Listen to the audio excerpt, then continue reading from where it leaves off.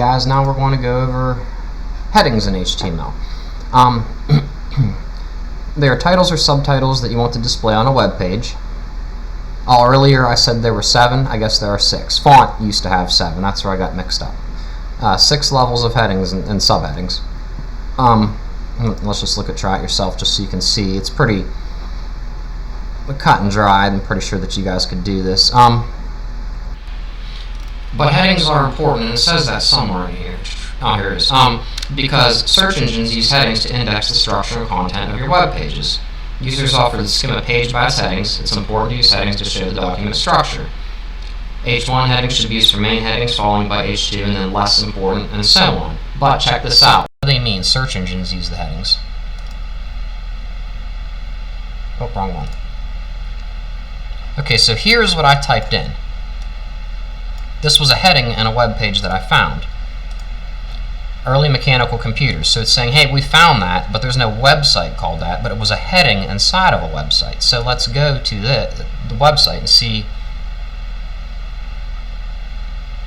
Here's the heading right here. So that's what it found for me. So that's what they mean when they say that search engines use the headings, to find what you're looking for. Each heading has a default size, but you can specify the size with the style attribute. We should probably try this. So right now we're at 60 pixels. Let's make it 20. I think it looks a lot better at 20. But yeah, the headings do have a default size, but you can see, especially as you get down to heading 6, yeah, right here, it's not much bigger than text, so you might want to bold it up, make it italicized, something to make it stick out as a heading. Put some form of a style in there if you're going to go that deep. Most people have their primary headings and then their subheadings. My favorite cars, Ford, a paragraph about Fords. Then you do another heading to Chevy. And then maybe under that you can have Ford, you can have the Escort, the F-150, and it would be lined up just like a Word document would, with categories and subcategories. Or bulleted lists. That would be a good way to think about it. Bulleted lists in document production, or using Microsoft Word.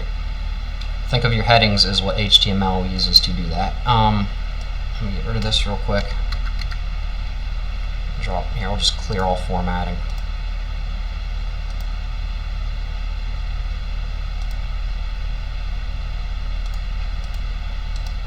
There we go.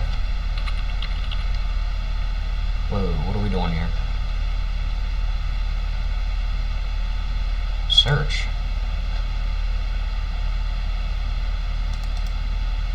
Uh-oh. Okay, there we go.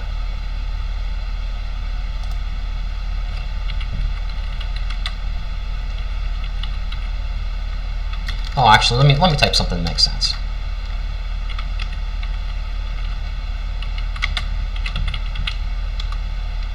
Got the tab key.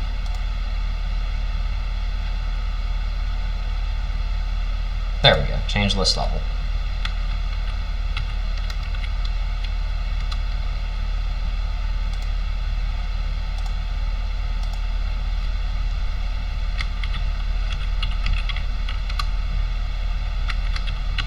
I'm just going right off the top of my head here, and then we can change the list level back to, well, we would have to go to the second one, and so on and so forth. So this is how you would do it in Word, and you would obviously change the font right here, and you can make it bold or whatever. But if you're making a website, you have to use the tags.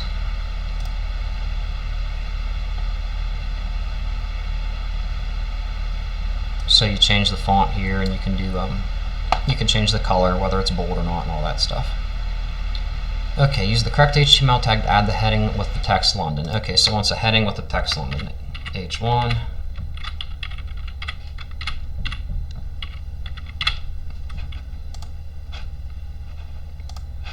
Yep, that was it.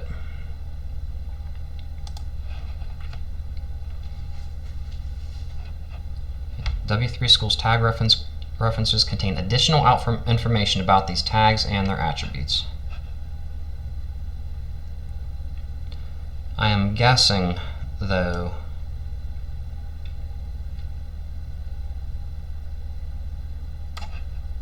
we'll wait till we get here. That's probably, just to see, it's probably what it's going to refer us to anyhow. Oh, okay, it's under HTML tags, so we will get to that.